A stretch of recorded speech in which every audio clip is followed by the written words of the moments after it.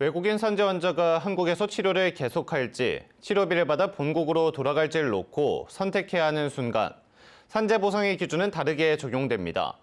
같은 상태의 같은 환자지만 어떤 선택을 하느냐에 따라 받을 수 있는 보상 총액이 달라지는 구조로 외국인 산재 노동자들은 사실상 선택의 여지가 줄어들게 됩니다. 안준호 기자가 취재했습니다. 태무르 씨 보험급여 일시지급 논란과 관련해 목포 MBC는 근로복지공단 본사에 공식 질의를 보냈습니다. 공단은 답변서에서 내 외국인을 불문하고 동일한 기준을 적용한다며 차별은 없다고 밝혔습니다. 또 산재보험법상 증상 고정은 법률적으로 치유에 해당하고 치료 효과를 더 이상 기대할 수 없는 상태라고 설명했습니다. 다만 요양을 중단해 단기간에 증상이 악화되는 경우에는 치유 상태로 보지 않는다고 덧붙였습니다. 여기에서 근로복지공단이 사용하는 치유라는 표현은 일상적인 의미의 다 나았다와는 다릅니다. 의학적으로 더 이상 호전될 가능성이 없다는 뜻입니다. 공단은 이 기준에 따라 치료를 계속하더라도 사고 이전 상태로 회복될 가능성이 없다면 의학적으로 상태가 고정됐다고 판단합니다.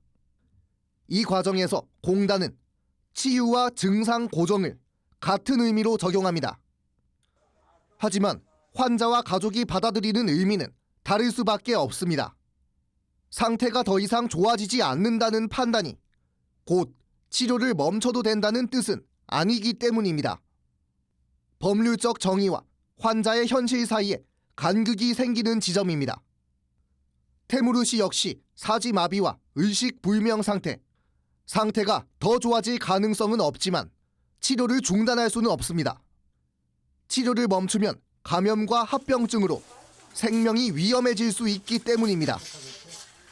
근육의 용해라든지 이런 것들도 조금 부작용이 있습니다. 그래서 이분 같은 경우에는 장기적인 약물 사용에 의한 부작용이나 아니면은 기타 여러 가지를 고려했을 때는 돌아가실 때까지 계속 치료를 받아야 되지 않을까 싶습니다.